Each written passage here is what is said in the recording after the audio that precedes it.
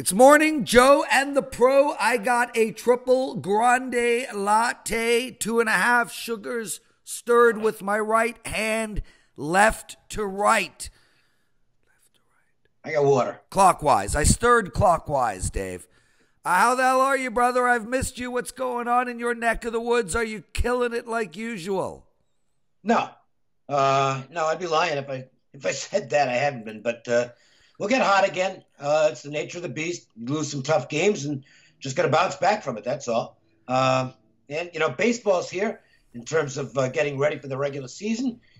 Probably getting heavily into some over and under win props over the next week or two as decisions get made. So it's an exciting time of year. Yeah, we're going to do a couple of baseball shows in the next little while. But next week, Dave, maybe Wednesday, you, and I'll see if Brian Leonard can join us. We'll do some baseball season preview betting. We'll talk about, teams, win-loss, over and unders. It should be a great show. I'll keep everybody posted about that. Today, we got to keep this show super short, real tight. Good. We're going to just talk a couple of college basketball games. But first, real quick, does anything jump out to you on the NHL card? I like nothing. No, I'm going to be blank tonight. I'm still a little irritated about losing the Florida Panthers game last night, which was, sometimes you got the right side and you just don't get paid. I mean, 5-1 disadvantage on power plays. And the one power play they have with a 3-2 lead, they give up a shorthanded goal with 6 minutes to go. You cannot get caught on the power play giving up an odd man break with a 1-goal lead late, but they did, and then they lost the shootout. Where I knew I was dead in the shootout. Roberto Luongo can't stop breakaways anymore. So that's the way it goes. And I did not like anything tonight. Got some pricey games and nothing stood out. So we'll take a night off from the NHL. You know, Dave, it's funny. I don't know the rule about changing goalies in overtime, but if there's like 10 seconds left in OT and you're Florida, surely you get Luongo the hell out of there. They didn't have any choice last night because Luongo actually came into the game when Reimer got hurt. And he played well in regulation. Yeah. He made some great stops, but he's been in goal for 6 shootout attempts this year. 6 goals. I know, buddy. Let's get to some college hoops. St. Joe at Fordham. Dave, we've got 2 really bad teams playing against each other, 11 and 16 each. St. Joe's, though, have only won 1 game on the road this year, and they are the favorite at -3. The last time these 2 teams played each other, St. Joe's won by a lot. Time before that, they won by a lot as well. They're on a 3-game losing streak. Fordham's on a 2-game losing streak. The over and under is 137.5 here. I don't know how you can touch the total. I mean, either of these teams can come out and put up 70 or in the 50s. Very inconsistent.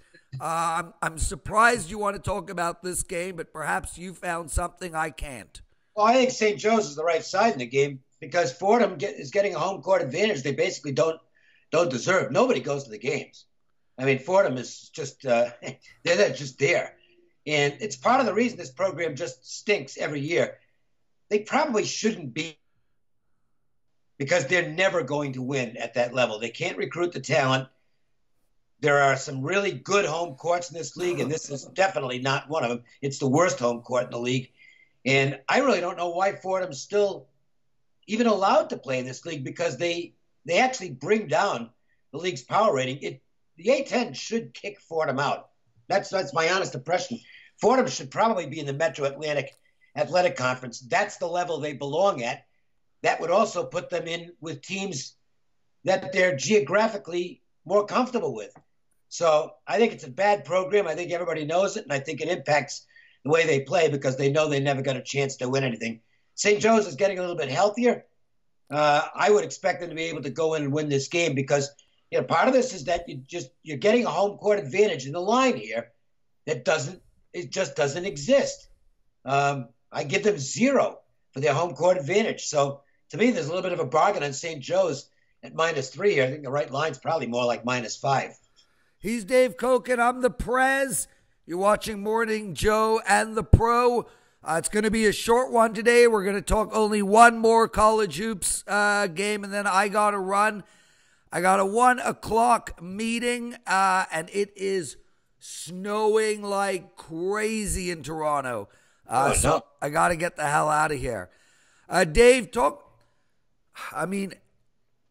both Fordham and St. Joe, 11-16 on the season. The next game we're going to talk about, Colorado State and Boise State.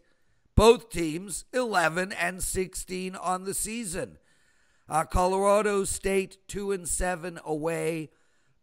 We got the home team, Boise, at -6.5. The over and under is 145.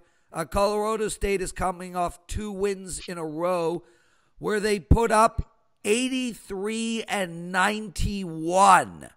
Boise State 2 losses in a row where they let in 78-71. I wouldn't be shocked if this game goes over the total. I don't care about the total, but I do care about the side.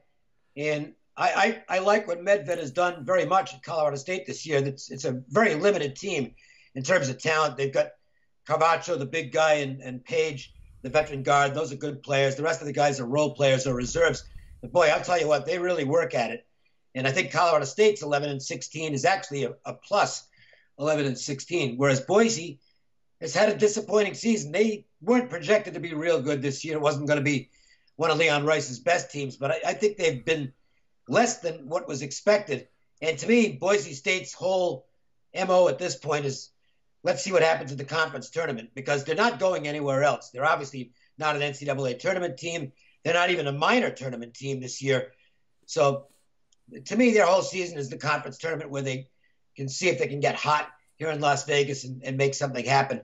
I don't like this spot for Boise. They're coming off 3 bigger games, if you want to call it that, in Fresno State, San Diego State, and I'm blanking on who they played. Utah State last game, overtime.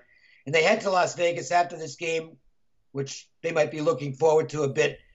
Colorado State's they're not a real talented team, but I'm telling you what, they're scrappy. And I would not be surprised if they go in and pull the upset tonight, just on effort. I like Colorado State. I think the number's too high here for 2 teams that, to me, are pretty even right now. And I don't think the home is for Boise, simply because they're doing something they are not used to doing, which is losing a lot of basketball games. This has been a squad for several years under Leon Rice. They're not this season.